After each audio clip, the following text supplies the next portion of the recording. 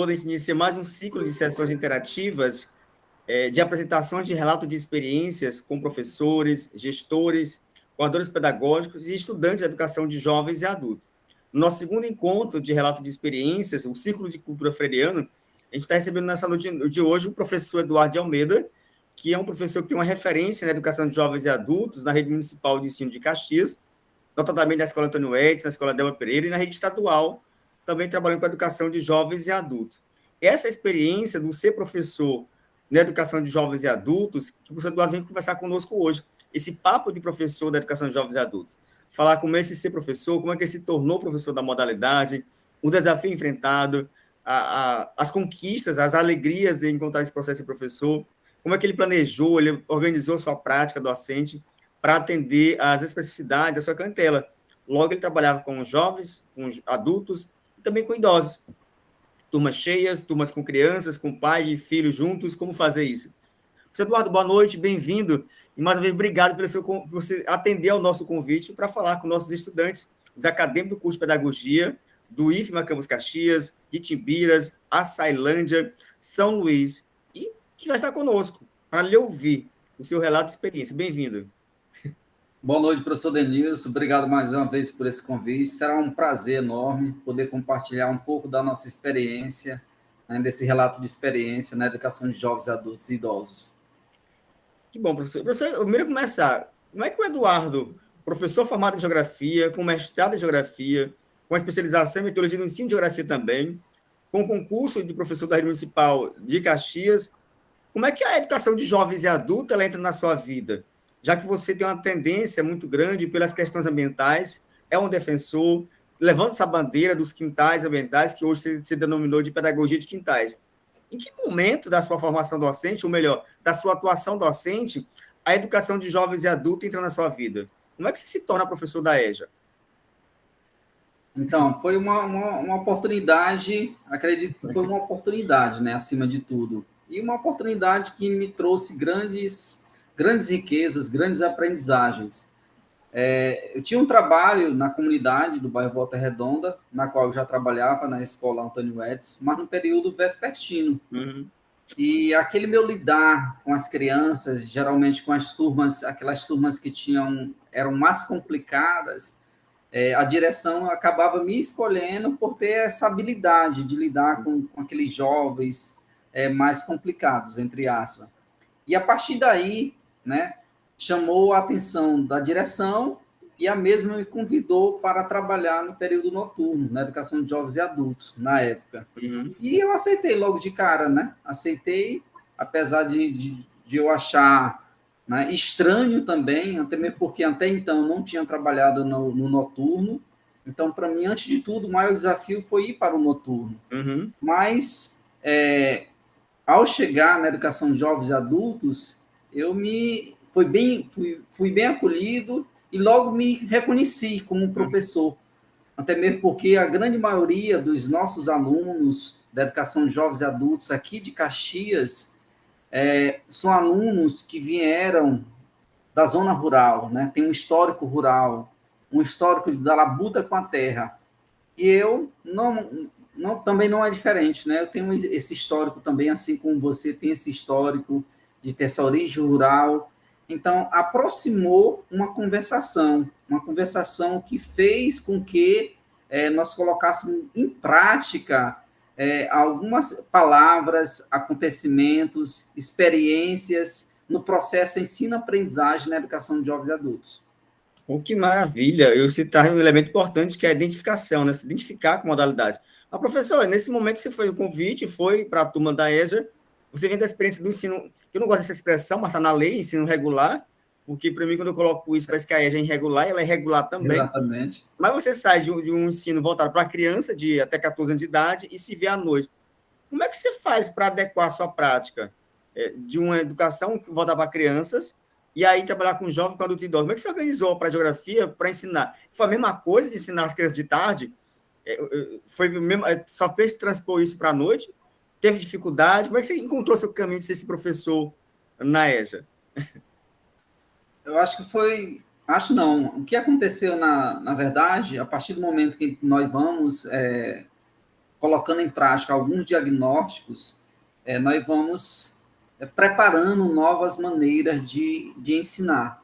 Então, nós fizemos bastante adaptações, e eu sempre na minha vida, na minha trajetória, na minha vida escolar, eu gostei de trabalhar com projetos e também de preparar alguns materiais, entre eles pequenos textos, poesias, paródias, e assim inserindo esses também na educação de jovens adultos, e os alunos passaram a gostar, né? Passaram a gostar dessa forma de trabalhar com a geografia, independentemente do conteúdo da qual nós estávamos trabalhando. Até mesmo para trabalhar, por exemplo, a nossa cartografia, nós fizemos uma pequena adaptação, né? Foi aí que eu tinha trabalhado no trabalho no TCC, na universidade, na UEMA, eu trabalhei exatamente a alfabetização cartográfica. E os meninos da educação de jovem adulto, professor, eu nunca entendi, né, como é que se chega, né, como é que se constrói o mapa. Eu nunca entendi esse processo de leitura de mapa, que você fala tanto, a leitura de mapa, você fala sempre mapa, você desenha sempre mapa, mas nós nunca entendemos de fato esse processo. E aí, a partir daí, nós fizemos adaptações, a partir de uma alfabetização cartográfica, trabalhando mesmo um alfabeto cartográfico, né? Como diz alguns professores, alguns teóricos, como Maria Helena Calai, com a professora Rosângela Doim de Almeida, ela enfatiza muito nesse processo da alfabetização. E, a partir daí, nós, com novas leituras, né, nós fizemos novas alfabetizações diante do conteúdo da qual nós estávamos trabalhando. Se era sustentabilidade, trabalhar uma alfabetização ambiental. Se era população, a gente trabalhando população, a gente colocava como primordial trabalhar um alfabeto, ou melhor dizendo, alguns conceitos fundamentais ou essenciais para se compreender o contexto na totalidade do conteúdo população, e assim também com os demais. E a partir daí também nós trabalhamos muito, né? Não só eu, como os demais professores, nós tínhamos essa preocupação de trabalhar muitos recursos didáticos, né? Confecção de recursos didáticos. E a partir da construção de recursos didáticos, a educação de jovem e adulto tinha uma identidade maior, certo? Por ter uma maior habilidade, uma maior destreza, certo? Na confecção desses materiais que fortaleceram o seu processo de ensino-aprendizagem. Muito bom. No decorrer do ano letivo. Que bom. Eu estou aqui já querendo ver sua prática, mas eu queria saber uma pergunta, fiquei curioso. Do convite lá atrás que você recebeu para, além de trabalhar com as crianças e também de trabalhar à noite, quando foi isso? Você lembra o ano que você foi convidado para passar para a EJA? Aquele professor Eduardo, que iniciou na turma de EJA lá nesse ano que você foi convidado, para o Eduardo de hoje, depois de alguns anos, quanto tempo você tem experiência na EJA? Quem é esse Eduardo do início, quando foi convidado para trabalhar na EJA, foi o Eduardo de hoje, depois de vivenciar, experienciar esse ensino de educação de jovens e adultos, trabalhando. E o que mudou na sua percepção de mundo, no seu jeito de ser professor? Daquele Eduardo que entrou na EJA, a convite da diretora, por saber lidar com essa diversidade de sujeitos da EJA, inclusive com conflitos e com problemas sociais, e aí assumiu a turma, passou esse tempo. O que mudou na vida do Eduardo como professor, nos seus saberes, na forma de trabalhar? Quando foi isso? Há quanto tempo? E por que o Eduardo hoje não atua mais na educação de jovens e adultos? Está onde, Eduardo, hoje? Então, professor Denilson, foi há 15 anos atrás, né? 15 anos atrás, nós iniciamos, o professor Eduardo iniciou na educação de jovens e adultos, e foi um período, né? Foi um período muito gratificante, mas em decorrência de, por exemplo, quando eu saí para o mestrado, que nós fizemos juntos, né, na Universidade Federal do Piauí, eu pedi licença, né, para estudo, e quando eu retornei, né, já não retornei mais para a educação de jovens e adultos, certo? Mas tem essa vocação ainda, né? Continua essa vocação ativa, até mesmo porque a educação é complementar, é uma das minhas mudanças, né? Desse meu olhar hoje, essa complementar, que não se pode trabalhar numa comunidade sem ter esse olhar matutino, vespertino, noturno, sem ter esse olhar bem diversificado da comunidade, dos seus elementos, das crianças que são das crianças matutino, da creche ou da educação infantil, que são os irmãos, que são os sobrinhos, né, dos jovens da tarde, né, que são os netos e filhos, né, da grande maioria dos nossos alunos da educação de jovens, adultos e idosos da noite. E os mesmos compõem o mesmo cenário, né? O mesmo estão inseridos na mesma comunidade. E aí a gente tem que ter esse olhar atento para olhar a comunidade na íntegra, para poder questionar, para poder fazer com que todos tenham, principalmente a educação de jovens, adultos e idosos, possam ter esse recomeço para o seu protagonismo. E esse protagonismo se faz com esse olhar. Nós temos que ter esse olhar diversificado, matutino, vespertino e noturno, na integridade do que é uma comunidade e suas múltiplas ações, do que acontece naquele lugar, certo? Nós fizemos um trabalho, eu, professor William, eu lembro bem do professor William, um trabalho de catalogar, de registrar o bairro através de fotografias.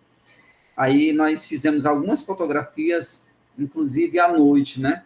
E a gente fazia toda essa percepção, né? Toda essa analogia, diversas comparações que se intercalava, que se interconectava, né? De tudo que acontece no dia, certo?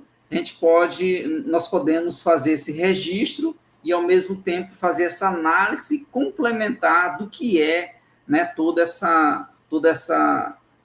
esse movimento diário, esse movimento contínuo de uma comunidade. É muito interessante fazer essa análise. E é mesmo, você faz me lembrar que a educação dos adultos, a EJA, ela nasce do movimento popular. Ela não nasce na escola. A educação dos adultos, ela nasce nas comunidades, feito por outra dimensão informal e não formal. E aí você me traz a ideia da comunidade educativa. Precisamos fortalecer essa comunidade educativa.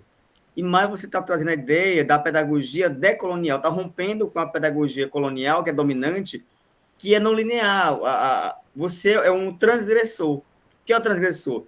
Rompe com aquela ideia linear de que o livro, o conteúdo está no livro, eu tenho que seguir a risco. Você está construindo os conteúdos, os aprendizados a partir dos alunos. Então, eles olha, professor, você fala de mapa, desenha mapa, mostra mapa, mas a gente não sabe isso. E aí você permite trabalhar com a cartografia social, em que eles mesmos, esse sujeito da EJA, vão junto com vocês produzir, vão mapear, vão cartografar a partir das suas vivências, a realidade, o contexto, né? Vem essa ponte entre os diferentes movimentos da paisagem, da manhã, da tarde, da noite, movimentos esses que quem dá é as pessoas. E em cada turno desse, há uma mudança, o espaço é o mesmo, mas os movimentos são diferentes, a cultura é diferente, os interesses são diferentes, os múltiplos olhares, né? Se traz territórios. Os territórios, não só os territórios, mas os sujeitos que dominam esses territórios, né? De manhã é esses vários grupos, né?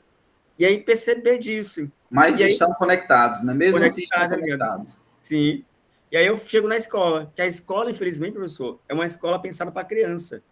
Ela não foi pensada para o adulto, para o idoso. Aí como é que esse adulto e idoso chega na escola à noite para ser ensinado por você, aprendido com você mutuamente, e ele está num espaço, num território escolar, que ele não se vê, porque as cadeiras é pensado para a criança, o currículo é pensado para a criança, o livro didático é pensado para a criança, tudo é pensado para a criança, quer dizer, é um espaço não pensado para adulto. Como sentir o pertencimento?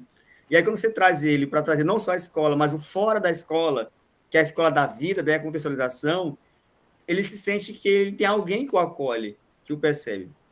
Então, inclusive o professor, né? Inclusive o professor tem maior bagagem para trabalhar com as crianças, com os jovens. Ele, na sua próprio processo de formação, ele não teve essa formação, como hoje em muitos cursos de pedagogia já tem, né? Sim. Essa preparação, essa capacitação para trabalhar na educação de jovens, adultos e idosos. Eu, particularmente, nós não tivemos, enquanto professorandos de geografia. Uhum. E como é que você aprendeu a ser professor da EJA? Já que na nossa graduação não tem, e aí você foi convidado. Como é que o professor Eduardo se forma em serviço nesse professor da EJA, com esse olhar que tem hoje? Acredito que participando de alguns eventos, participando de algumas formações. Na época, a coordenação de geografia, entre outras coordenações, da qual nós participamos de algumas reuniões, nos proporcionaram formações que nos direcionássemos olhares também para a educação de jovens e adultos e idosos. E aí, a partir disso, cabe ressaltar a individualidade de cada um, né? O buscar de cada um de nós, né? Que nós, enquanto professorandos, sabemos disso. A gente sempre fala para os nossos alunos, não é suficiente aquilo que nós estamos vendo em sala de aula. Nós temos que aguçar sempre algo a mais, e atrás daquilo da qual nos vai fazer, certo? Ter um bom exercício na nossa profissão. Então, buscar novas leituras. Na época era muito difícil, não era tão especulada a internet como é hoje, né, com toda essa facilidade. Basta você clicar que a educação de jovens e adultos aparece, né, centenas ou até mesmo milhares de artigos, mas nós encontrávamos alguns livros, ainda hoje a gente tem alguns livros, alguns registros na educação de jovens e adultos, alguns documentos que nos fizeram, digamos assim, ter uma âncora, né, ter um amparo, além das experiências, né, das trocas de experiências. Inclusive você sempre relata, né, como relato de experiências exitosas, que é fascinante, no sentido de você, né, ver um trabalho que teve bons êxitos em uma outra escola, com outro colega, com outro professor, e a partir dali você vai se inspirar, não para fazer igual, mas para fazer algo parecido, para fazer algo que identifica com a realidade daquela comunidade da qual você está trabalhando, o nível de ensino da qual você está trabalhando. Acho que o professor tem sempre que ir atrás dessas adaptações, dessas reconstruções de saberes. E a troca de experiência entre os pares, né? A sua fala é riquíssima nesse sentido, me fez lembrar de uma trajetória sua. Como é que a pedagogia e a pedagogia ambiental e a poesia, como é que a poesia geográfica ela entra nas suas aulas na educação de jovens e adultos? Como é que chega essa poesia? Como é que você tem esse insight de dizer, opa, é possível trabalhar a partir da poesia geográfica os conteúdos para educar jovens e adultos idosos no noturno? Eu sempre gostei de poesia, né? Eu sempre gostei de poesia, mas não tinha esse dom de escrevê-las, né? Aí passei a escrevê-la depois que eu conheci um grande mestre, que não está mais entre nós, nosso querido e amado professor Passinho, que me deu grande incentivo enquanto ele foi meu professor. Então, a partir daí, eu passei a escrever algumas poesias. E nossas poesias, né, as poesias da qual eu escrevo, eu intitulo até hoje, né, como poesia geográfica, pelo seu contexto, pela sua essência de vida, né, daquilo que ela descreve. E assim eu percebi também no relato de alguns alunos, né, de alguns educandos, que tinha esse potencial também. E a partir do momento que você fazia uma leitura dentro do contexto dentro do conteúdo da qual você estava trabalhando, né, despertava um interesse, né, em até mesmo, professor, também escrevo poesias. E a partir dali havia um casamento de proporcionar até mesmo aqueles que, professor, eu não sei fazer poesia, mas a partir do momento que a gente fazia algumas pequenas oficinas, né, até mesmo a gente tivemos a oportunidade de levar outros poetas da cidade para dar oficinas, para declamar poesias, e despertar o interesse dos mesmos. Né? E as mesmas trabalhadas, né, dentro do conteúdo da qual nós estamos trabalhando. Professor, isso enriqueceu, isso nos enche os olhos, né? Ou seja, você está trabalhando aí os princípios da ética, que um deles é a sondagem dos saberes prévios, a valorização desses saberes, mas também criando as possibilidades de autonomia, de fazer ele acreditar. Quando o educador da EJA acredita no potencial do seu educando, esse educando que já tem a autoestima dele já baixa, desacreditado, ele passa a acreditar também. E aí você não só diz que é possível fazer, mas explora que ele faça e valorize, porque ele acha que não é bom. porque tudo que vem do trabalhador, a classe trabalhadora, é colocado como algo que não tem valor. E a escola pública, enquanto na EJA, ela tem retomado isso para dizer, vale a pena, tem valor. Nós temos que desmistificar essa ideia de que o que é do trabalhador não tem valor, não tem preço, né? E, sobretudo, que a gente possa pensar, professor, acho que eu quero fazer um desafio. No final da nossa conversa, desse papo de professor da educação dos adultos, você declamar para nós uma poesia, mas eu quero conhecer agora a sua experiência.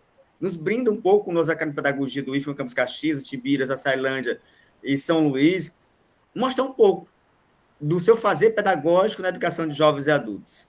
Né? Essa rica experiência. Sei que foi difícil selecionar, mas um recorte para nós aí mostrar um pouco. E aí, no final, a gente podia encerrar com essa poesia, essa declamação. Já que você tem livro publicado, já foi nacionalmente reconhecido seus textos literários, eu posso sou apaixonado pela sua forma de escrever, né? Porque não tem só geografia, lá tem tudo. Se possa imaginar nos seus textos, fala de vida, fala de esperança, fala de sustentabilidade, mas, sobretudo, fala de um ser humano que tem a capacidade de humanizar as relações. Você tem um perfil da EJA que é de humanizar. Né? Você não só humaniza o seu trabalho, mas humaniza as pessoas que estão com você. Se permite ter o contato, que é a pedagogia da acolhida, da aceitação, do reconhecimento do outro. Como diz nosso eterno Paulo Freire, ninguém educa ninguém. Os seres humanos se educam mutuamente. Você chegou para a sala de aula não para educar, não para ensinar, mas criar boas condições para que todos eles, vocês e seus educandos, pudessem construir esse conhecimento. E é desse conhecimento, são dessas vivências, que a gente quer conhecer um pouco agora suas experiências. Pode compartilhar para a gente aí ver um pouco o que é que o Eduardo fez nesses 15 anos nas turmas de educação de jovens e adultos. E antes nos fale a escola também. É bom descrever para os alunos que vão assistir esse vídeo, descrever que escola é essa, como está organizada, as turmas, porque também esse espaço influencia na nossa forma de pensar e organizar nossa prática docente. Pois tá bom, meu querido. Será um prazer, então, peço licença para fazer o compartilhamento dos sliders, para a gente fazer uma pequena apresentação daquilo, como você falou, de um pequeno resumo. Acredito que abordando principalmente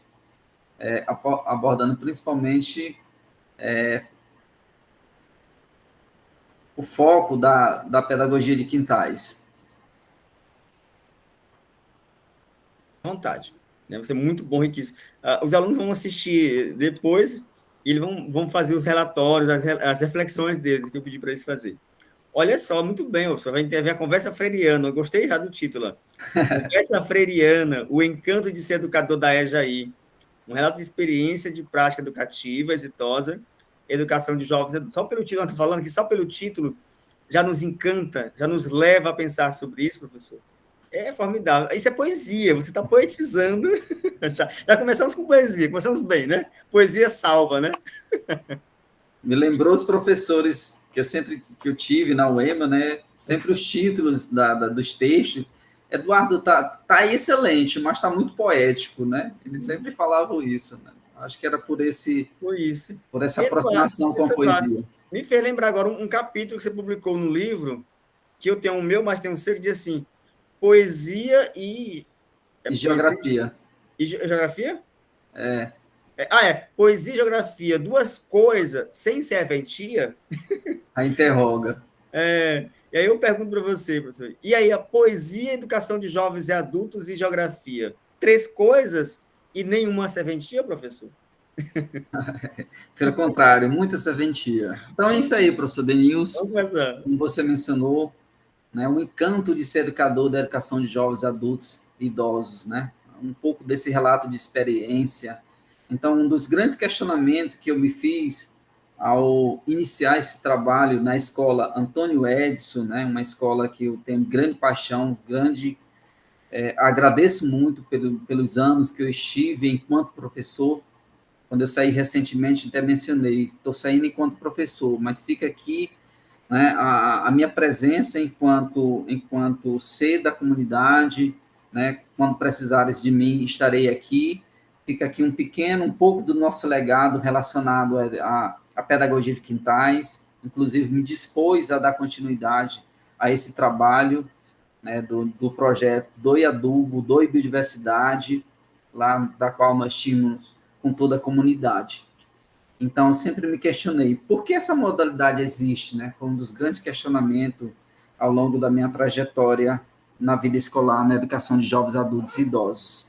Então, ao estar enquanto professor, eu percebi que essa modalidade existe para melhorar os interesses, né? Os interesses, as condições de vida, as condições de trabalho e principalmente a qualidade de vida, né? Só relembrando, ontem à noite eu me encontrei, por exemplo, com o Dudu, um ex-aluno da educação de jovens e adultos, e eu até mencionei da possibilidade dessa palestra, né? Eu falei dessa palestra, ele ficou encantado e já estava até sabendo em outros momentos, de outros relatos de experiência, que eu, enquanto professor, sempre mencionava o nome dele. Eu fiquei muito feliz com isso, e ele fez um histórico, um resumo da vida dele, fiquei muito feliz. Hoje ele é garoto propaganda da CN Motos, tem programas de TV, aí um programa de TV rural, né, que está fazendo muito sucesso, inclusive me convidou para fazer um programa com ele, será uma honra, né, fazer esse programa com ele, sobre a questão rural, certo? Então, é muito interessante acabei me encantando novamente com ele, né, com a pessoa que ele se tornou hoje, diante de toda a sua trajetória de vida da qual ele passou, mas trazendo também um pouco da experiência de vida que foi muito gratificante para ele, que foi na Escola Antônio Edson, na educação de jovens e adultos, que ele sempre agradece, não só a mim, mas principalmente aos demais professores, né, e comunidade escolar do bairro Volta Redonda. Então, nesse contexto, né, em todo esse recomeço, né, do que é para os alunos da educação de jovens e adultos, para o seu protagonismo, nós sempre enfatizamos, enquanto professor, a interação com o contexto social. Como diz Paulo Freire, para que haja educação, é necessária interação com o contexto social, modificar-se e modificar o meio ambiente que estão inseridos, certo? Então, fazer com que o aluno possa ter esse recomeço para o seu protagonismo, né, dentro da comunidade da qual ele está inserido, fazendo com que haja as relações em sala de aula com ênfase, principalmente às regionalidades e às suas realidades, né? Nós sempre enfatizamos em sala de aula, enquanto professores, a questão da regionalidade, trazer para o contexto local, trazer para a compreensão local, trazer, por exemplo, nós aqui nós sempre tivemos grande ênfase no trabalho, ao trabalhar, por exemplo, as regiões brasileiras, de acordo com o IBGE, trabalhar a região Nordeste com mais ênfase, trabalhar os diversos, as sub-regiões, né, o Agreste, as Caatingas, os Sertões, o Meio Norte, as nossas riquezas, as nossas múltiplas riquezas que vale a pena enaltecer essas riquezas para o povo nordestino, trazendo também aprendizagem de experiências das vivências, né? Também porque na educação de jovens, adultos e idosos, nós temos, cara, grandes relatos de experiências, de vivências de alunos que já vivenciou, né? Inclusive, né, não só em múltiplas regiões brasileiras, mas de algumas experiências até mesmo do exterior. Nós tivemos alunos que já tinham morado na Venezuela, tinham morado na Colômbia e na Guiana Francesa, e retornou para Caxias e ingressou na educação de jovens adultos com esse grande legado de experiência de vida. De outros alunos que já tinham, por exemplo, trabalhando sobre a questão do trabalho escravo, nós tínhamos alunos que tinham vivenciado essa realidade de trabalhar como escravo por dívida em carvoaria no estado do Pará. Então, eles se emocionavam do momento que a gente relatava aquilo, e até mesmo se emocionavam mesmo pela questão de, a partir daí, é que eles iam entender o contexto da qual eles passaram, né, de escravo por dívida, mas não sabiam o que aquilo significava. Sabia que aquilo era humilhante, que aquilo não era, né, não era regular, certo? Mas não compreendia. Então, a gente trazia todo esse contexto de compreensão, certo? E o seu relato de experiência que acabava não só emocionando a nós, professores, mas aos demais colegas, certo?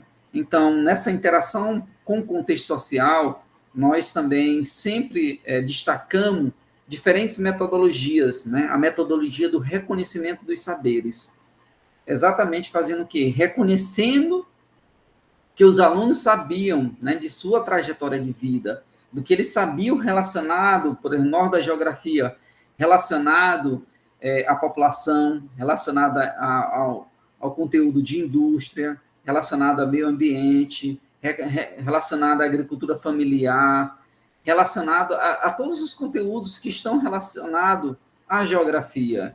Então, é de fundamental importância você fazer essa ponte de integração, para que nossos alunos possam ter, né, digamos assim, a gente possa possibilitar esse resgate cidadão, até mesmo de nós enquanto professores, a gente sente também, nós nos sentimos realizados com esse resgate cidadão, né, de ter o diálogo, de ter os seus relatos como base, né, para tornar cada um de nós mais resistente, certo? Um apoiando o outro, e todos tendo mais resistência daquilo que, né, daquilo que a vida nos proporciona, muitas vezes, por um caminho que não deveria, né, ser real, mas que acaba sendo, que é a nossa realidade brasileira, a nossa realidade nordestina, a nossa realidade aqui em Caxias, nossa realidade aqui em Caxias.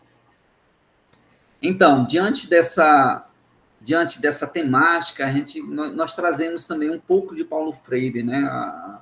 Nós mergulhamos um pouco na realidade de Paulo Freire para compreender um pouco, né, da sua essência, da sua vida. Como ele mesmo dizia, né? Eu nasci numa casa com um quintal largo, longo e cheio de frutas e fruteiras e passarinhos cantando. Eu tive a experiência da fome de forma qualitativa e quantitativa. Isso foi até algo que me surpreendeu, né? Paulo Freire, que foi órfão de pai, foi criado pela mãe, mas que teve essa aproximação com o quintal, essa aproximação com o seu lugar. Como ele mesmo diz, que em muitas das vezes o mesmo não passou fome porque tinha um quintal, tinha uma manga, tinha uma jaca, tinha uma laranjeira, para suprir essa necessidade da fome. Então, essa aproximação com o lugar, essa aproximação com o quintal, certo? Diante da dificuldade da qual ele vivenciou, por estar ao lado da sua mãe solteira, mas que, ao mesmo tempo, era uma guerreira para suprir a necessidade da sua família. Então, Paulo Freire, ainda pequeno, aprendeu a ler e escrever à sombra das mangueiras no quintal desta casa, né? Dessa casa aí que vocês estão visualizando. Na Estrada do Encantamento, né, no bairro da Casa Amarela, em Recife, no estado do Pernambuco. E aí, diante dessa realidade, né, diante dessa realidade vivenciada por esse nosso grande mestre, Paulo Freire, essa vivência do quintal, essa vivência do lugar, nós trouxemos também para a educação de jovens e adultos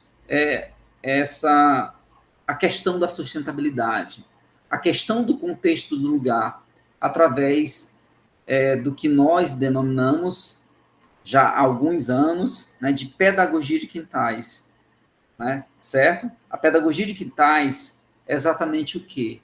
É uma pedagogia que configura-se como prática política e social, exercida a muitas mãos, a partir do tripé da sensibilização, da mobilização e principalmente da ação, né, da ação que os mesmos podem e devem fazer em sua comunidade, né, o mais urgente possível, que é exatamente disso que nós precisamos, né, que nós precisamos compreender e realmente não só, além de fazer, mas cobrar também de nossos representantes. Eu acredito, por exemplo, nesse exato momento, nesses últimos dias, está sendo realizado na Escócia, né, no Reino Unido, a Conferência do Clima, a 26ª Conferência do Clima, né, que, no meu ponto de vista, apesar de já termos grandes avanços, mas o que falta, na verdade, nós temos muitas, né, em todas essas conferências tivemos muitas promessas, mas o que falta realmente é essa mobilização. O que falta realmente é essa ação. E sem querer dizer né, o valor do que é a pedagogia de quintais. Eu acredito que falta realmente são pedagogias de quintais pelo mundo, de ações a partir do contexto do lugar, porque a partir do lugar é que se consegue fazer pequenas mobilizações, e a partir de pequenas mobilizações é que se faz integrar com outras pequenas mobilizações, é que podemos fazer com que temos grandes ou gigantes mobilizações. Como nós percebemos nessas diferentes conferências do clima que aconteceram, né, em anos anteriores, as promessas de redução de emissões de poluentes na atmosfera, de maior proteção, proteção e execução da sustentabilidade, não é colocada em prática. Então, a partir daí, e a partir das ações que nós trabalhamos na educação de jovens e adultos, nós escrevemos os 7 saberes da pedagogia de quintais na educação de jovens, adultos e idosos. A primeira, experienciar práticas educativas em diferentes territórios e horários de vivências, certo? Em que no meu primeiro desafio foi exatamente esse, porque eu já tinha trabalhado com educação ambiental, né, que faz parte da minha trajetória de vida, na educação infantil, de 1ª a 4ª série na época, certo? Do 6º ao 9º ano, no ensino médio, mas ainda não tinha trabalhado na educação de jovens e adultos noturna. Então, para mim, foi um desafio, certo? Principalmente diante da forma como eu pratico a pedagogia de quintais, certo? Então, nas aulas práticas, nas aulas campus, que nós iniciamos geralmente como segundo ponto, uma aula campo para proporcionar, né, inspiração, né? Eu sempre falo isso, para propiciar inspiração, vamos visitar algum lugar. Então, nesse momento aí, foi a primeira grande dificuldade que nós encontramos na educação de jovens adultos, porque os mesmos não podiam pela manhã, que a grande maioria trabalhava. À tarde também não, porque a grande maioria trabalhava.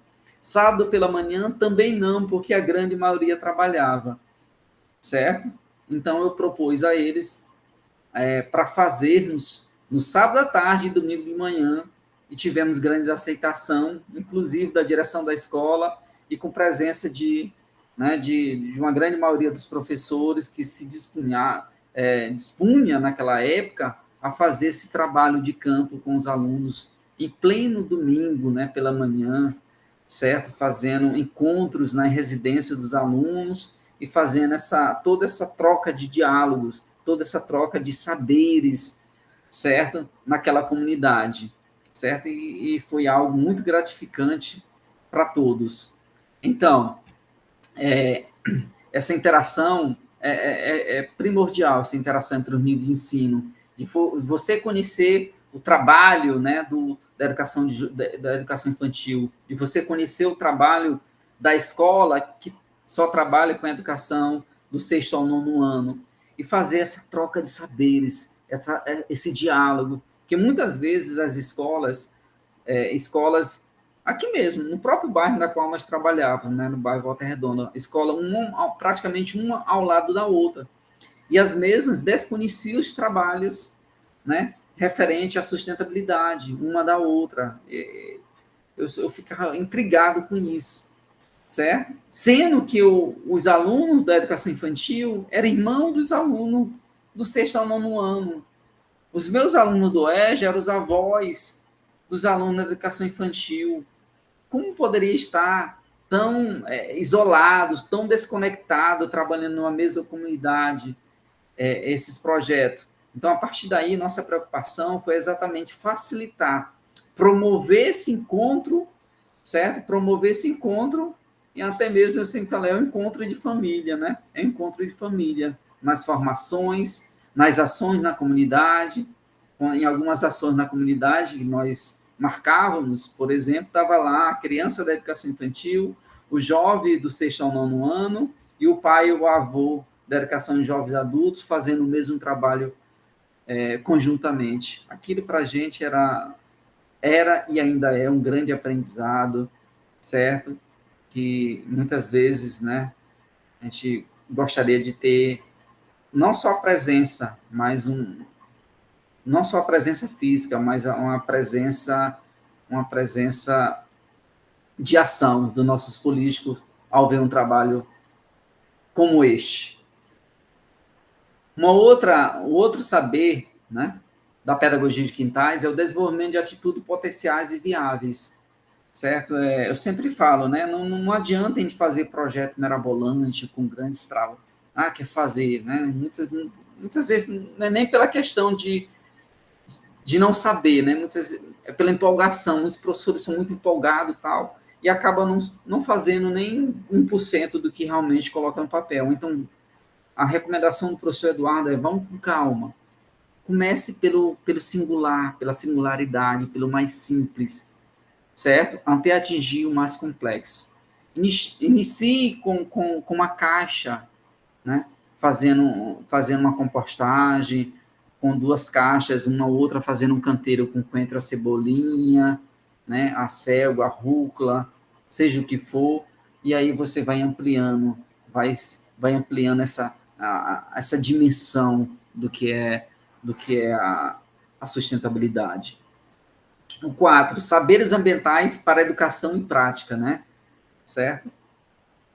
O 5, pensar e repensar o conceito do lugar, né, diante dos quintais. Principalmente nesse período pandêmico, acho que nós tivemos grandes aprendizagens referente a isso, né, de pensar e repensar o conceito do lugar, o conceito de quintal, da significância que teve os quintais nesse período pandêmico, né, de encontro familiar, de maior convívio familiar, de resgate dessa cultura do plantado, resgate dos canteiros, com novas adaptações, né, que surgiram, tantas fotografias publicadas, certo, de trabalhos maravilhosos em comunidade, até mesmo, tenho certeza, né, que muitos quintais acabaram sendo, né, anti-estressante, funcionaram como anti-estressante, antidepressivo, e, ao mesmo tempo, ajudando até no sustento de diversas famílias, por ter essa cultura do plantar.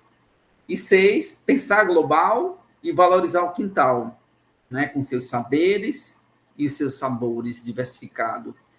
E sempre quando eu falo em saberes e sabores, é só pensar, só você, na sua cidade que você está aí, né, quais são os saberes, né, que ainda temos, né, com essas pessoas, principalmente com as pessoas mais velhas, com seus quintais.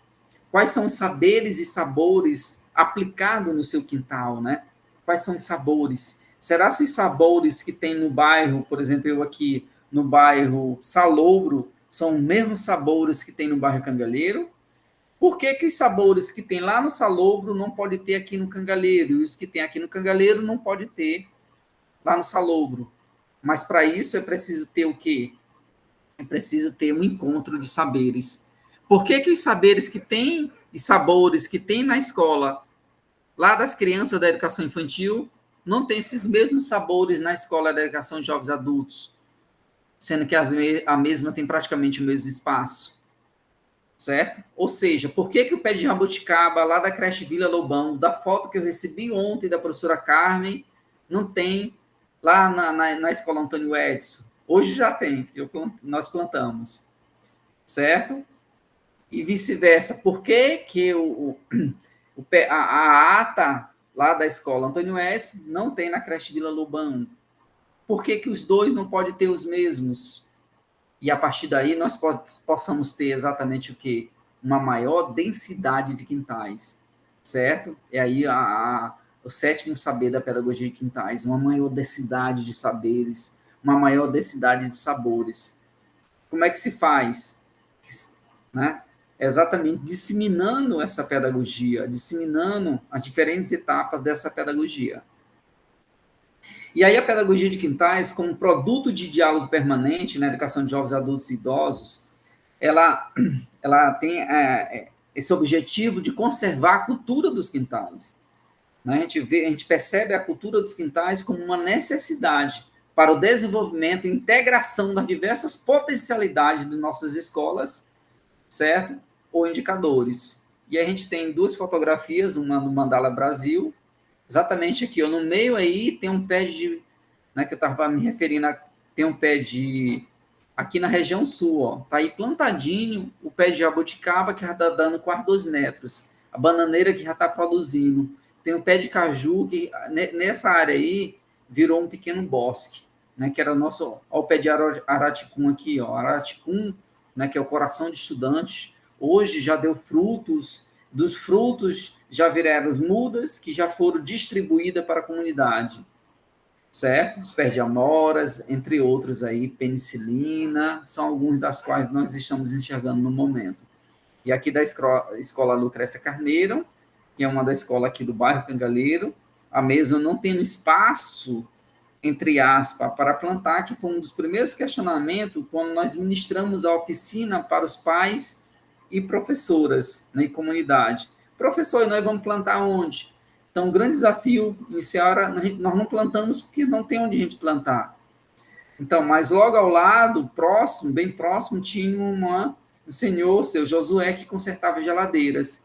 E aí a gente já fez convênio para o mesmo nos presentear com as gavetas para a gente fazer os canteiros suspensos ou canteiros colocados, certo? Ou canteiros móveis, como prefere falar. E aí, até hoje, né, a professora Jesus, com as demais professoras, deu continuidade a esse trabalho, inclusive com novas adaptações, né, com prêmios, né, o Prêmio Construindo a Nação, que foram receber lá em São Luís, né, com esse projeto denominado Crianças de Quintais. E daí também, né, dentro dessa pedagogia, a gente sempre defende o guia alimentar da pedagogia de quintais. Eu aprendi a fazer esse guia alimentar observando as receitas que algumas mães, né, que algumas alunas mães traziam nas suas capas de caderno, né?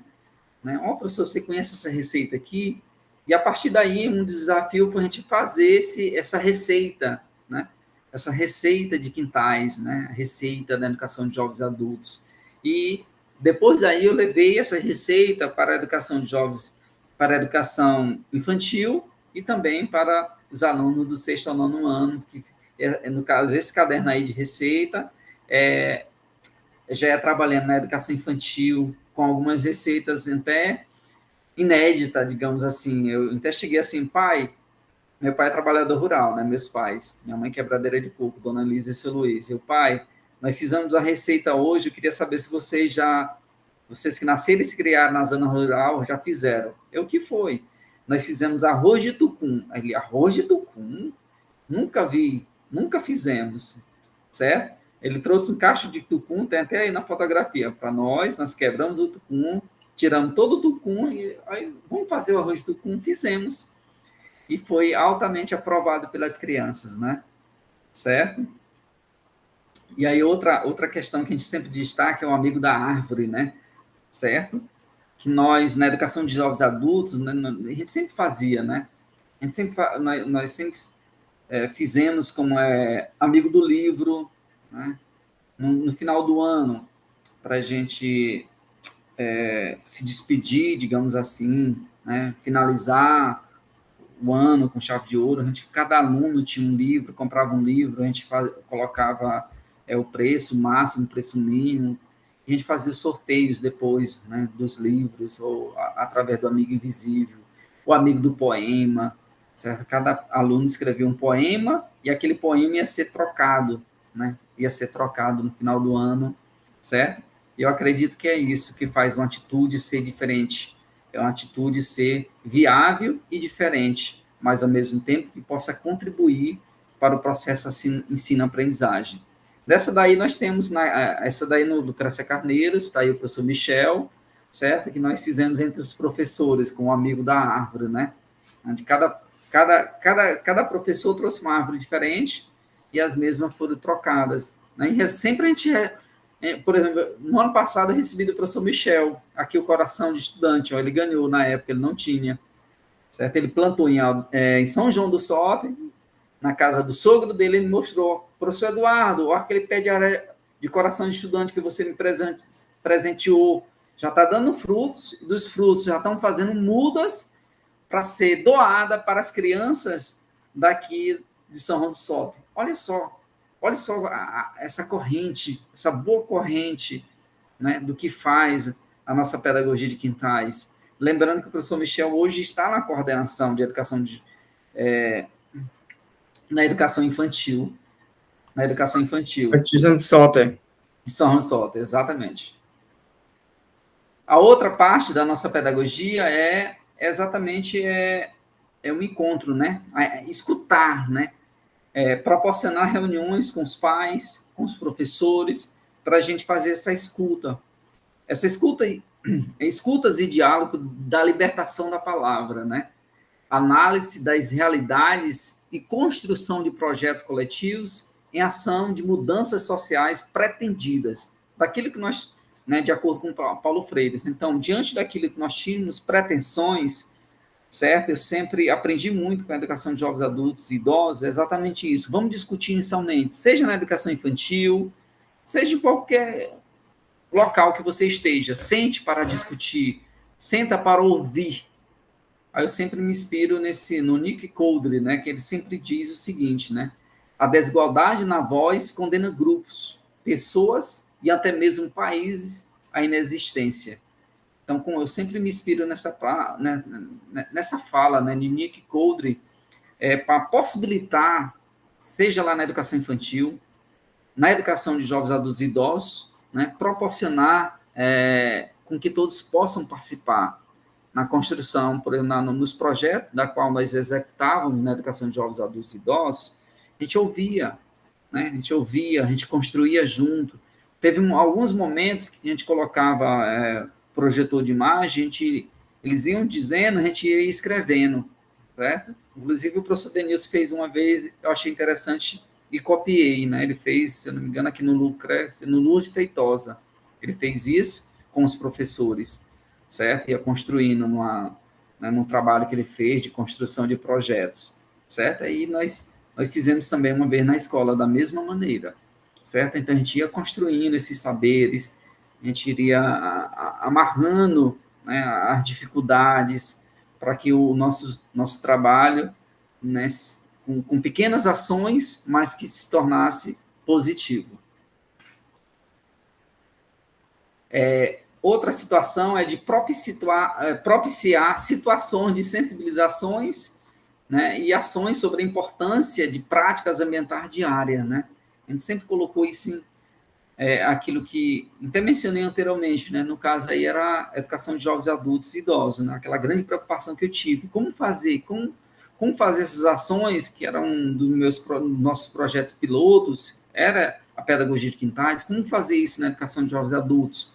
Então, em alguns momentos, como a gente pode, novamente com o Araticum aí, certo? Aí com os meninos da educação de jovens adultos, a gente fazendo algumas plantas de mudas, frutíferas, inclusive essas já deu frutos, e os frutos já deu as mudas, e as mudas já produziu árvores em diversos quintais no bairro Volta Redonda, a partir dessa árvore que nós plantamos, que o seu Francisco e companhia que está aí plantaram. E aqui em outro momento, aqui na sede da Pedagogia de Quintais, que fica no bairro Cangalheiro, certo? Que foi juntamente com a professora Selma, né, que trouxeram os alunos, propiciando esse momento, né, um momento diferencial, certo? E, ao mesmo tempo, um momento de troca de experiências, de relatos, troca de mudas, de sementes, que nessa época nós já tínhamos também na escola a casa de semente, né, a chamada casa de semente, que eu vou já explicar mais na frente, que é exatamente isso aí. Cada comunidade possui uma identidade, né, uma marca, mas as mesmas também possuem identidades coletivas, sobrepostas de territorialidades. Por exemplo, aqui nós temos uma identidade coletiva na cultura do plantar, é do caju, né? Uma marca, né? Praticamente em todos os quintais é do caju e da manga, né, professor Denilson? Praticamente todos os quintais de Caxias, acredito que na grande maioria, ou tenha caju ou tenha manga, né? Certo? Então tem essa grande multiplicidade, né? Mas e outras sementes que não tem, como o gergelim, o amendoim, a caninha, certa a batata sangue de negro, né, ou sangue de boi, né, entre outras variedades de semente que a cada dia que se passa tornam-se mais difíceis, as chamadas sementes crioulas. Então, nós propiciamos essa caça de semente exatamente para a gente ter esse resgate. Ah, fulano de tal tem, na escola X, na escola lá no bairro Salobro tem essa semente. Então, a gente já levava uma outra semente para a gente trocar, né, com a outra semente, ou já levava uma muda para trocar com uma outra muda, e assim a gente ia proporcionando uma maior densidade arbórea, né, dos nossos quintais. E aí a gente tem algumas ações, né, durante a pandemia, né, acredito que foi muito requisitado durante a pandemia, principalmente no segundo período do ano 2020, primeiro semestre de 2021, muitas pessoas iam em busca de mastruz. Até o professor Denilson, acho que pegou mastruz aqui em casa para um colega dele. Mastruz, era boldo, hortelã, Vic, penicilina e cura tudo. Então, aqui nós fizemos mais ou menos, acho que foi o período que... Né, foi o período, embora estivéssemos em pandemia, mas foi o período que nós recebemos maior quantidade de pessoas. É claro, com todo cuidado, com máscara, com gel, tapete, muitos a gente marcava, muitos alunos da EJA, professor, você ainda tem aquela planta? Se eu não tenho, eu ainda tenho. Aí, alguns trouxeram semente de mastruz para mim, porque inicialmente, eu fiz muda de 25 pés de mastruz. Aí eu divulguei para uma amiga minha. Aí essa amiga minha divulgou nas redes sociais. Aí, cara, era de hora em hora, era pessoas batendo na minha porta, tudo, certo? Mas aí eu pedi sim outras pessoas, aí eu tinha várias caixas d'água que tenho aqui, 3 caixas de 1.000 litros, eu plantei tudo de mastruz. Ontem mesmo, o professor Eduardo de Oliveira, da Federal do Maranhão, Codó, ele veio pegar mastruz aqui na minha residência. Mas eu já dei um sacolão enorme para ele, porque agora a procura, a demanda é muito pouca, já tem demais. Eu plantei tanto, né? Aquilo que eu sempre falo, né? Ah, professor, seu quintal está diferente quando as pessoas nos visitam. Pessoal, ele é rotativo, né? E esse momento pandêmico proporcionou o meu quintal parecer, ele se tornou em quintal de plantas medicinais, diante da preocupação. É claro que, mesmo a gente não sabendo se era benéfico ou não para esse vírus, mas as pessoas estavam tomando, a gente pedia para ler e tal, para ter toda aquela cautela, todo aquele cuidado, né? Por exemplo, o pé de boldo, que na frente da nossa casa, chegaram a levar, as pessoas chegaram a quebrar os galhos inicialmente, e posteriormente chegaram a levar a manilha, certo? Eu achei até incrível, assim. E aí algumas ações, né? Aqui na Escola Antônio Edson, no projeto Doe Adubo, Doe Biodiversidade, mesmo na pandemia, a gente fez essa visita, certo? A gente já finalizando nosso trabalho, finalizando entre aspas, né? Que nunca se finaliza um trabalho, principalmente porque se refere à sustentabilidade. Aqui com doação de diversas mudas, certo? Para as professoras aqui da professora da educação infantil, certo? Para alguns ex-alunos da educação de jovens adultos e idosos, entre outros. E aí algumas estratégias e projetos viáveis na educação de jovens adultos e idosos, que nós recomendamos e que nós sempre colocamos em prática enquanto professorandos. Um desses projetos da Escola Antônio Edson, um dos melhores projetos da professora Farsânia, entre os demais professoras, professor William, né, era o projeto Caça-Talentos, né? Nesse projeto, a gente fazendo essa analogia, a gente fazendo essa busca, né, mental hoje, a gente percebe exatamente que ele deu certo, esse projeto, né? Por exemplo, está aqui o Dudu, da qual eu falei, que é garoto propaganda da CN Motos. Estava falando ontem mesmo com ele dessa foto, falando desse momento, que durante, por exemplo, os desfiles, né, da escolha da garota caça-talentos, ou no projeto Coisa de Negro, da qual ele era tímido e tinha vergonha de fazer a narração, a apresentação, mas a professora Farsânia com as demais ia lá, incentivava, que ele já tinha, claro, né, uma voz belíssima, e a partir dali ele se despertou. É isso que eu quero, professora, eu vou ser, certo? E logo que ele ingressou nessa linha, né, da locução, né, como radialista, logo ele, né, graças a Deus, deu tudo certo, e hoje ele, né, A cada dia que passa, ele está cada dia mais, digamos, mais crescendo, né, dentro dessa sua vocação, dentro da sua capacidade, né, de acreditar, que iniciou exatamente na educação de jovens, adultos e idosos. Entre os demais, né, que a gente poderia citar, certo? O nome aqui de muitos que estão fazendo hoje pedagogia, de muitos que já terminaram o curso de pedagogia, de geografia, entre outros cursos, e consegue ter o seu sustento a partir desse início que se deu com a educação de jovens, desse reinício que se deu com a educação de jovens adultos, e posteriormente com o curso superior, e hoje atuando, né, através desse curso superior. Tá aí novamente o projeto Caça-Talentos, aí com o Jonathan, hoje, né, que é microempresário, né, hoje, digamos assim, é o point da cidade, né, o boteco do Jonathan, certo, na Avenida Alexandre Costa, é o point da cidade, e aí ele já mostrando as suas habilidades, né, suas habilidades aí com culinárias, certo? Sempre brincalhão, ainda hoje com um sorriso assim, e graças a Deus, uma das pessoas que venceu, né?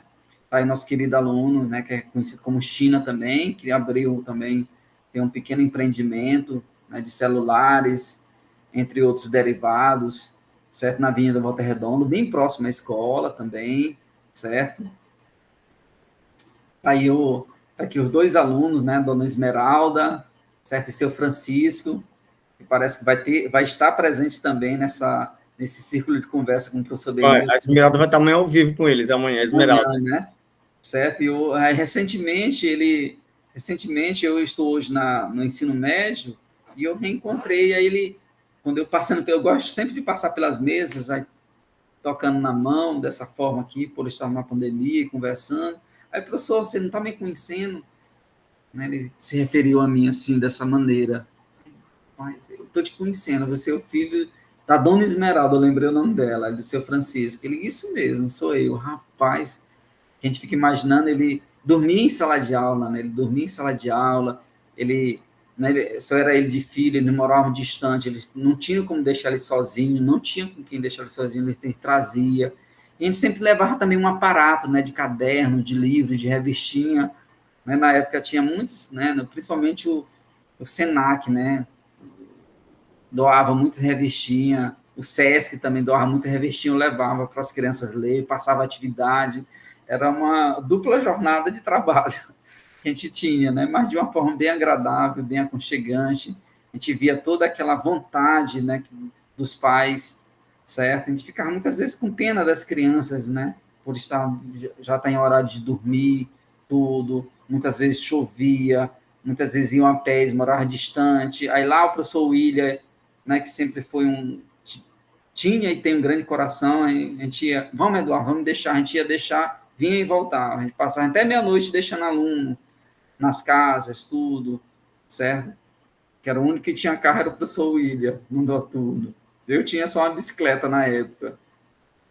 Mas é isso aí. Aí fui, essa persistência de estudar, e fazer acreditar que hoje o Carlinho é aluno do primeiro ano do ensino médio aqui no Adolfo Medeiro, e que, como ele mesmo diz, professor, meus pais é uma inspiração para mim, certo? É uma inspiração para mim. Eu lembro bem do trabalho de todos vocês que faziam por eles, de muitas vezes seu Francisco, que é pedreiro, queria desistir, a gente ia lá, conversava, a gente chegou a ir buscar ele em casa, que ele chegava também cansado, muitas vezes dormia em sala de aula, ela muitas vezes fazia atividade dele e dela, porque ele não aguentava, estava fraco, do dia sofrido, mas ganho com garra, certo? E conseguiram, não, são grandes vencedores, certo? Como eles vão frisar muito bem amanhã para vocês. Tá aí, né, o Carlinho, até pedi licença para mostrar para ele, né? Aí as demais crianças fazendo atividade, tinha até algumas que iam fardadas. Eu sempre lembro de uma turma que tinha chegavam à época do ano, no segundo semestre, que muitos desistiam, muito iam cortar arroz, muito iam para a coleta do café na região sudeste, certo? Coleta da laranja, principalmente os mais jovens, aí ficavam só os adultos. E muitos dos adultos tinham 2, 3, 4 filhos. E teve um dia, pena que naquela época nem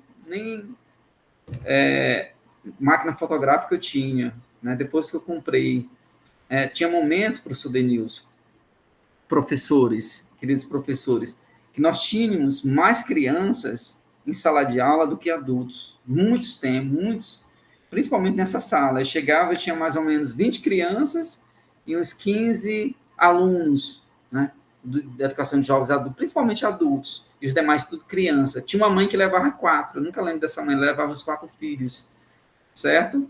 Os 4 filhos. Não, professor, eu trago, algumas diziam, não, professor, eu trago para lanchar, para comer.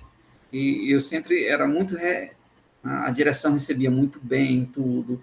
A gente, todos os professores recebiam muito bem, sabia fazer esse diferencial de trabalhar. É claro, era difícil, era.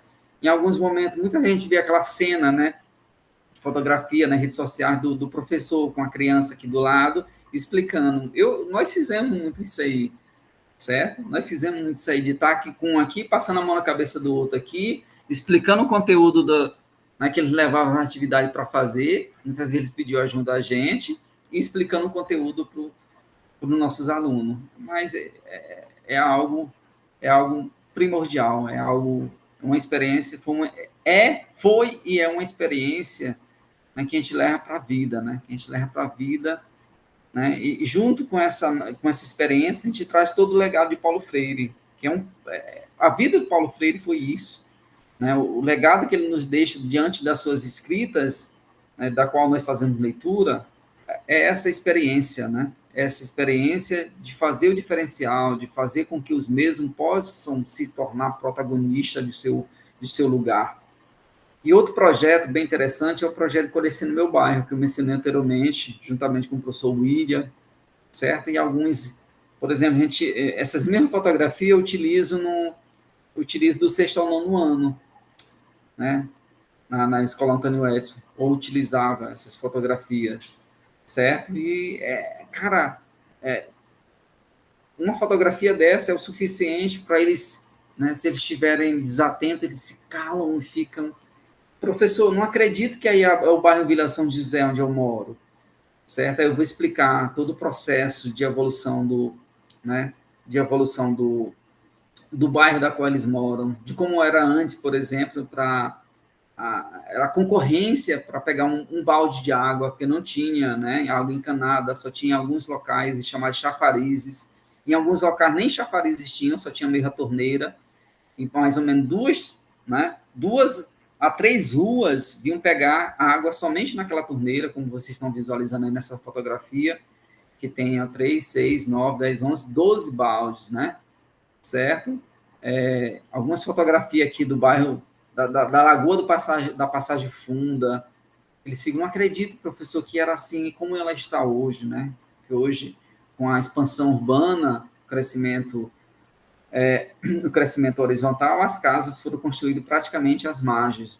Aí até explico, né? Muitas das casas acabam sendo inundadas porque as casas invadiram a área do curso do riacho. Aí gera todo um comentário de conhecimento diante dessas fotografias, diante do conteúdo da qual nós estamos trabalhando. Outro projeto bem interessante da escola, né, que quando nós chegamos já tinha esse projeto, certo? Da professora Josi, professora Dalveni, professora Cláudia e demais professores, que é o projeto Coisas de Negro. É um projeto que, digamos assim, como cada escola tem sua marca registrada, acredito que uma das marcas registradas da Escola Antônio Edson sempre foi esse projeto, né? Aquele projeto que durante a execução do mesmo, que é uma semana, a Semana da Consciência Negra, é uma semana toda de atividade direcionada à compreensão, né, da importância da história e da geografia do negro no Brasil, certo? Não só no Brasil, como no mundo, certo? Muitas escolas, né, vinham, ainda vêm, para assistir às apresentações, para assistir às feiras que se realizam diante de todo conhecimento que é pautado para cada temática que é direcionada para cada ano, né? Inclusive com desfile no bairro, na própria comunidade, já teve épocas de desfile até mesmo na própria cidade, com a escolha do garoto e garota negra. Então, é um diferencial, digamos assim. A escola está de parabéns, além de tantos outros projetos maravilhosos que a Escola Antônio Edson possui. Então, não permita matar em você a curiosidade permanente diante do mundo, né?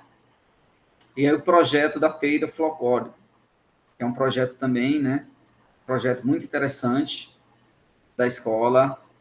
Tem um projeto de aulas campus, né? Projeto de aulas campus, que é um dos projetos que eu tenho mais apreço, que é exatamente o projeto que possibilita aproximar a realidade vivida dos alunos, certo? Inclusive aí está com ex-alunos da UEMA, né? No professor, orientandos do professor Denilson, que os mesmos, né, está aqui na rodoviária, nós fizemos um trajeto, certo? Através de uma carta enigmática, que é um outro projeto do professor Eduardo, com parada geoestratégica na própria comunidade, e que muitas vezes eles conhecem essas paradas, esses locais, mas não fazem análise do ponto de vista geográfico, do ponto de vista do conhecimento, certo? E a partir do momento que há todo esse direcionamento, a elaboração do projeto, a construção do projeto, a explicação dos conteúdos que é trabalhado no projeto, torna-se uma aprendizagem, certo? Que eles levam para o resto da vida, na complexidade do que é a geografia, na complexidade do que é o seu lugar, certo? Das interlocuções faladas por nós anteriormente. Aí também, né? Aí aqui no Seixo Caxias, certo? Seixo Caxias, trabalho de conclusão de curso do professor Denilson, inclusive foi concretizado com a pesquisa realizada na aula de campo no Seixo Caxias. Aqui uma outra que nós fizemos também com a educação de jovens adultos, que é a área de proteção ambiental do Inhamun, né? Inclusive, só voltando novamente a questão da poesia, né? Além do relato, né? Do relato da experiência vivida na área do Inhamun, nós pedimos para os meninos escreverem poesias dos momentos vividos por ele nesse local. Então, inclusive, nós tivemos poesias publicadas em livro, né, professor Denilson? Não sei se você lembra, nós tivemos poesias que nós... Sim, lembro. Muito boa, por sinal. Publicadas em livros. Sim, sim. Internaliza, e sobretudo esse aluno sente importante, porque ele pensa, poxa, eu aqui na EJA, como é que eu consegui estar no livro, agora estar para o mundo? Por isso que é importante o diferencial de um professor educador da EJA que acredita no potencial dos alunos e estimula eles a fazer acreditar. Porque eles sabem, só que eles acreditam que eles não são capazes de fazer. Por isso é importante, Eduardo, essa sensibilidade do educador da EJA de construir possibilidades de boas aprendizagens, né? Exatamente, professor. Aí o projeto Construindo um Recurso Didático, certo? Ele sempre, os alunos da educação de jovens adultos, eles têm uma habilidade assim, né? Habilidade e sempre, a partir do momento que você faz, eu sempre, não vou fazer mais construir recurso didático com você no início do ano, não. Porque se você fazer logo no primeiro mês, eles querem todo mês. E é claro, nem sempre dá certo, né? Para você construir toda a aula, certo? Porque demanda tempo, certo? Demanda tempo, e é claro, a gente tem também que saber dosar, né? É claro que todos esses projetos são importantes, mas o importante na educação de jovens, adultos e idosos é você saber dosar. Não é toda aula que você reconstruir, ou algumas você já leva construído, certo? Aí, num bimestre, você constrói para uma. Por exemplo, nessa aqui nós construímos curvas de níveis, né? Tem esse projeto aqui maravilhoso. Eu sempre tenho vontade. Eu comecei a escrever como artigo, eu nunca terminei. Viajando pelos Brasis, é fascinante mesmo. Assim, a gente tem... Olha aí, está dando tempo, a pandemia está aí, tá finalizando, que tal, né? Pois Nesse é. momento, finalizar esse artigo, interessante. Já faz tempo pelo Brasis, né? Já faz tempo. O outro, Globo Terrestre. Que tal, depois dos Brasis, pensar nas Caxias? Literalmente as Caxias. Viajando pelas Caxias. É muito interessante. Tem, dentro da mesma cidade, há várias outras cidades na própria cidade. Exatamente. Mencionei essa semana para os alunos sobre isso, diversas Caxias, diversos bairros. Então, o projeto, né, o recurso didático do globo terrestre, a Terra não é plana, certo? Era um dos grandes questionamentos, eu sempre lembro, hoje que está muito em pauta essa questão do terraplanismo, né? Tudo os alunos, professor, a Terra não é plana, eu sempre lembro dos meninos. Eles sempre indagavam, a educação de jovens adultos indagava muito mais do que do sexto ao nono ano sobre essa questão. Ele sempre tem essa dúvida, mas sempre convicto, professor, a Terra não é plana, né? A gente vai todo explicar, né, o formato geóide da Terra, tudo. Aí, aproveitando com a construção do globo terrestre, certo? Facilita ainda mais. O bingo geográfico, que é um digamos assim, é o projeto mais saboroso que eu tenho, que nós temos, é o bingo geográfico, porque a gente é uma espécie mini de cana. Não dá para explicar aqui, porque só daria para explicar realizando mesmo aqui, mas é muito interessante. Só lembrando, as cartelas é o mapa do Brasil.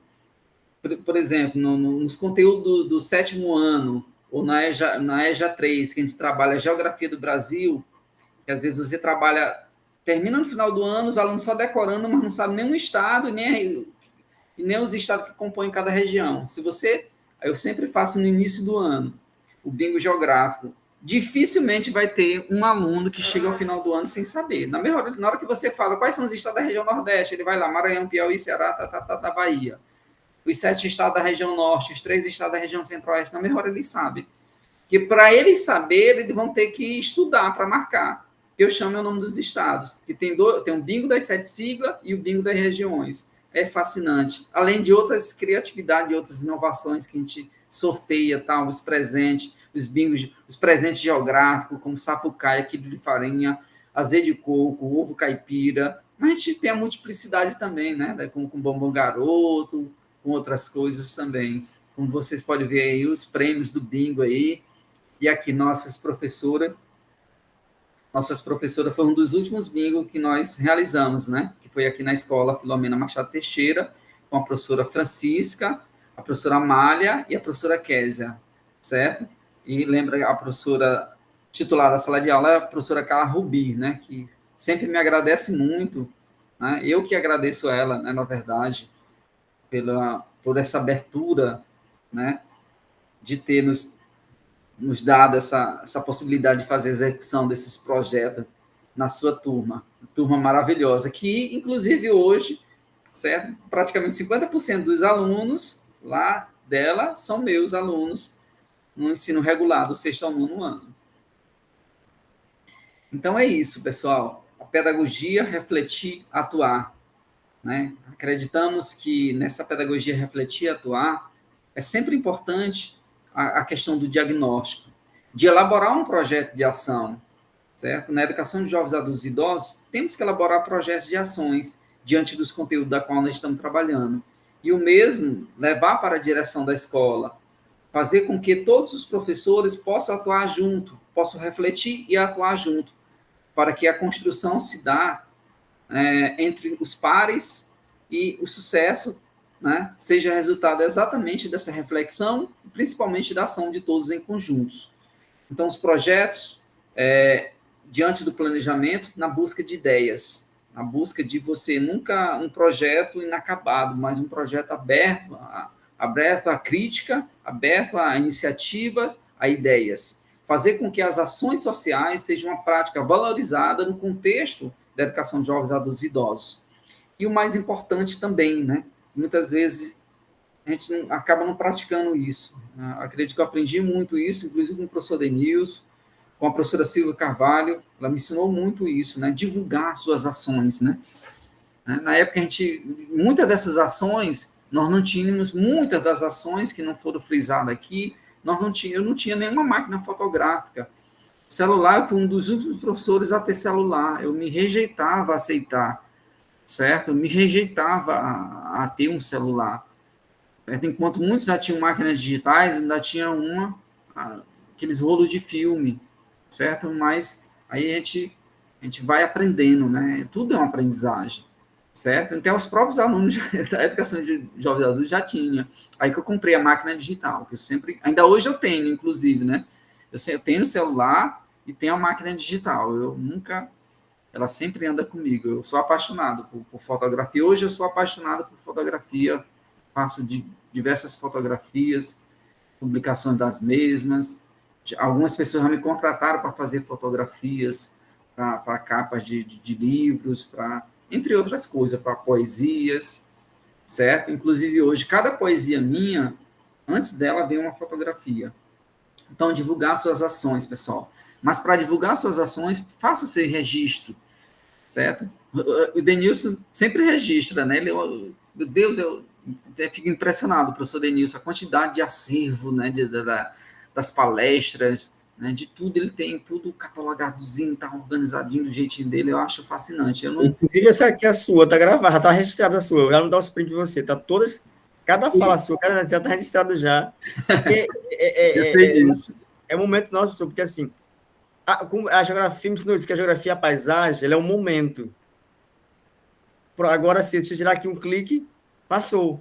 Então, Exatamente. resista a isso, né? Então, aí depois eu vou olhar esses vários momentos, as várias passagens, e depois eu produzo um texto, porque eu reflito, porque quando eu estou trabalhando, atuando como palestrante ou como formador, por mais que a gente reflete no processo, Não a consegui. mesma coisa, quando eu retomo, eu olho o arquivo, eu reflito sobre o que eu fiz, eu melhoro, a resisto em si, e me ajuda a produzir. A questão autoral minha, eu consigo muito mais escrever quando eu vejo o registro. E aí eu vou tecendo essas reflexões, produzindo as conexões, isso é muito bom. E, sobretudo, me ajuda a materializar. Uma coisa que eu aprendi, Eduardo, foi guardar a história. Na EJA, escute seus alunos, as suas histórias, guarde-as, que depois, nas suas próprias aulas, essa própria história retoma para usar. Nas minhas formações, volta e meia, eu estou fazendo a formação sobre uma temática X, e essas histórias me vêm à mente, e eu acabo inserindo ela nas minhas falas para validar aquilo que eu estou contando, né? Que eu estou relatando, que eu estou abordando. Isso enriquece muito essa diversidade de saberes, de sabores e saberes, né? E me fazer isso é muito bom. E aí eu não entendia desse processo, eu achava que era mais trabalho, não é, pelo contrário. Fazer o registro me ajuda a organizar melhor a minha prática e, sobretudo, a repensar, redimensioná-la depois. Com certeza. Hoje eu não consigo mais, por exemplo, nas minhas escritas de poesias, né? Se eu não tiver a fotografia, a poesia não sai bem. Aí, se tiver a fotografia, sai totalmente Porque a diferente, né? imagem, a foto, te desperta em ti. A gente chama o que antigamente os poetas usavam da musa inspiradora, né? E aí a foto, Isso. a imagem, é a É inspiração. inspiração. É minha Porque ela musa traz vários inspiradora. elementos, porque ela não é só uma foto por si só. Quando você olha lá, tem vários elementos presentes naquela imagem, naquela foto, naquela paisagem, que te ajuda a pensar e estabelecer essas conexões. Você retorna ao momento, né? Sim. Então, finalizando aí, nossas considerações finais, a gente sempre questionando, né? Quais os principais exemplos na educação de jovens, adultos e idosos na sua comunidade ou no seu município? Eu tenho certeza que muitas vezes tem a escola próxima à sua casa, a escola próxima onde o seu filho estuda, onde você estudou. Nós temos grandes exemplos que muitas vezes não estão ainda não foram apresentados à comunidade que precisam ser apresentados. Que ações individuais e coletivas devem ser feitas com esses atores na atualidade? Que ações individuais e coletivas devem ser feitas na educação de jovens, adultos e idosos para que a mesma continue tendo o mesmo sucesso ou até mesmo mais sucesso, né? Que é o que precisa ter, né? Diante da sua importância.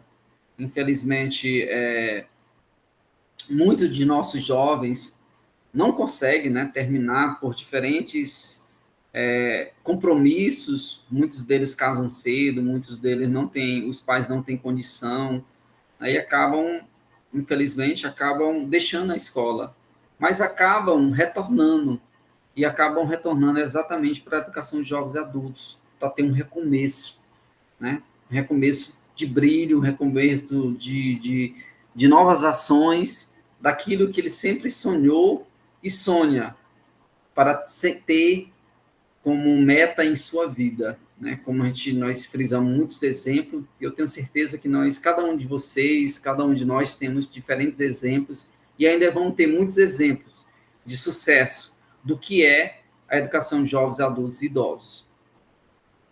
Então, finalizando, trazendo novamente para a questão da sustentabilidade, trago essa frase de Paulo Freire, quando ele diz: eu gostaria de ser lembrado como um sujeito que amou profundamente o mundo e as pessoas, os bichos, as árvores, as águas, a vida. Então, fazendo essa conexão atual com a fala de 2 dias atrás da Taksai Suruí, né, nossa indígena que representou, né, que fez o discurso, né, a segunda pessoa a discursar na principal plenária, lá na COP26, a Taksai Suruí, quando ela diz que a Terra está falando. Ela nos diz que não temos mais tempo, né? Então, é uma reflexão que ela traz, para a gente agir agora. A gente agir agora diante do que está acontecendo, por exemplo, com a educação de jovens, adultos e idosos. A gente agir agora diante do que está acontecendo com a ineficácia do que foi a todas as conferências, né, todas as conferências do clima anteriores, que muito tem na escrita, mas pouco tem na ação. E, ao mesmo tempo que ela traz, nesse próprio discurso dela, na íntegra, é a preocupação e a possibilidade e o compromisso que todos têm, né, tem que ter, né, em dar voz aos indígenas, em dar voz, entre aspas, a muitos que são excluídos, certo? Não só dar voz, mas dar vez e poder de que essa voz se transforme em ações, certo? Porque nós sabemos que nessas conferências, né, como tem muitos documentos da Terra, né, entre outros diferentes documentos, mas pouco se fez e pouco se faz. E aí vem essa crítica que eu aplaudi de pé o que ela falou. Taksai Suruí, muito obrigado, certo?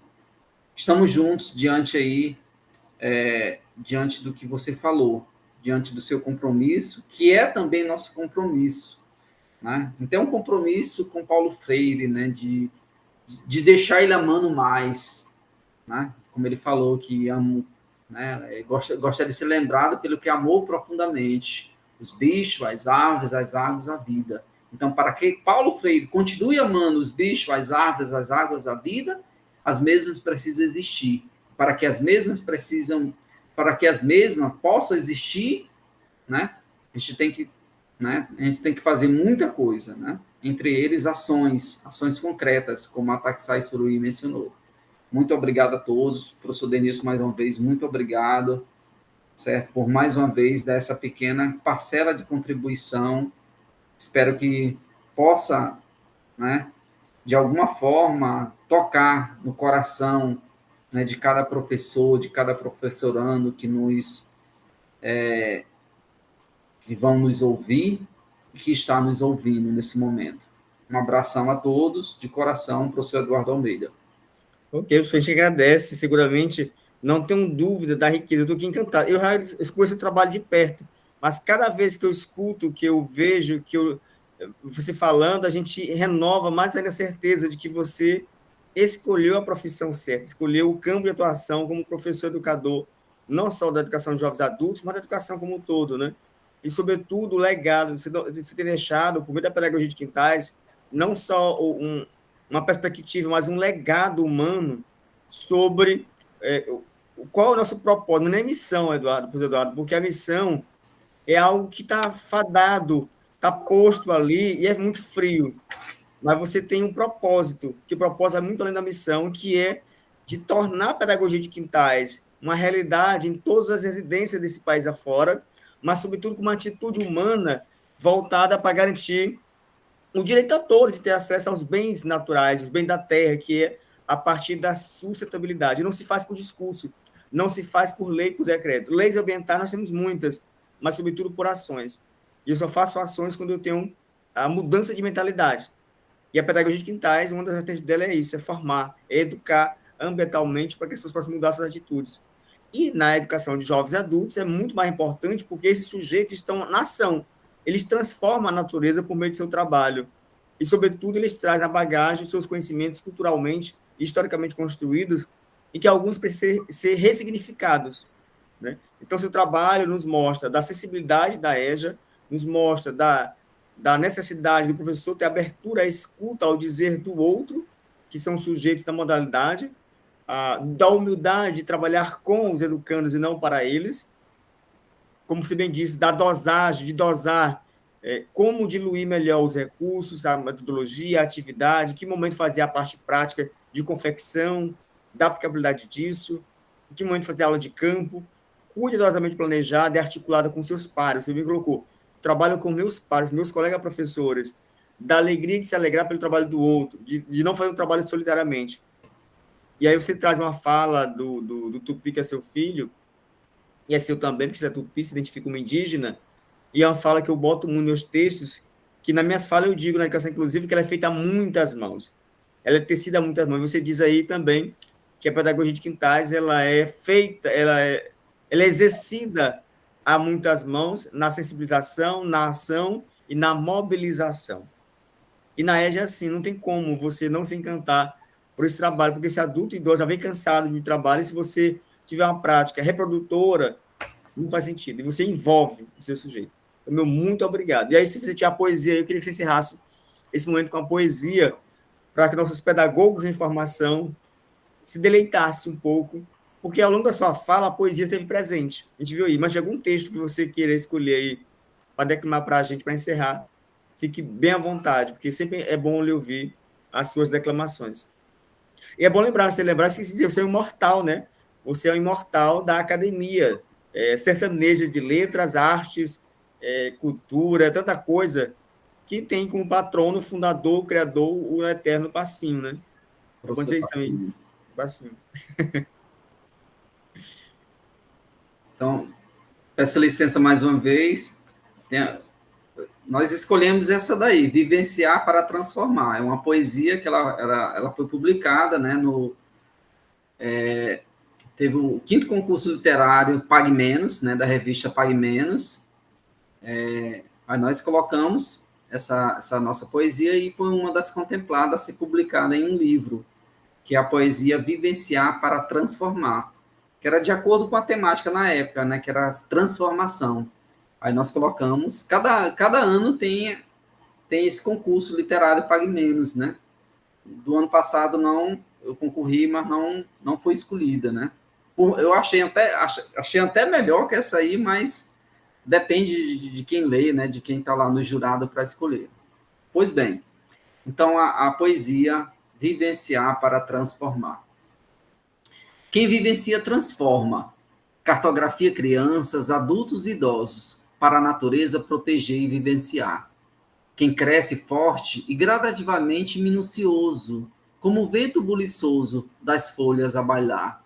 Quem vivencia transforma, geografiza cada estação, num pedacinho de chão, majestoso, sintonia do respeito dos lugares, isso é globalização. Quem vivencia transforma, no poder da educação, que conquista em segundos um olhar vagabundo para ser um brasileiro campeão. Quem vivencia transforma, na ternura do aconchego de um ninho, de um pássaro que aprendeu a voar. Ah, que saudades que eu tenho! Nos leva, Brasil, para onde eu queira geografizar. Pessoa, aplaudindo de pé, que é sensibilidade. Você diz em poucas palavras aí muita coisa. Não só geografizou, mas poetizou, tem a literatura, tem a cultura, tem os elementos, tem muita coisa dessas vivências aí presente, né? Realmente vivenciar para transformar. E aí só vai transformar quando você se deixa tocar, né? Já o Pablo Larosga diz que é impossível você experienciar aquele que não se permite, não se impõe, não se propõe, não se expõe. Ou seja, nós não somos indiferentes, nós temos que ser realmente, deixar tocar pelas coisas e nos deixar também sentir, né? Porque as pessoas são muito frias, né? Elas estão muito desprovidas dessas questões, porque tanto fez, tanto faz, não. Tanto fez, tanto faz, não. Impacta a minha vida, impacta a sua vida, a gente precisa construir esse mundo melhor. E o mundo melhor passa pelas questões ambientais. Boa noite, professor. Muito obrigado. Suas considerações finais, se quiser deixar aí.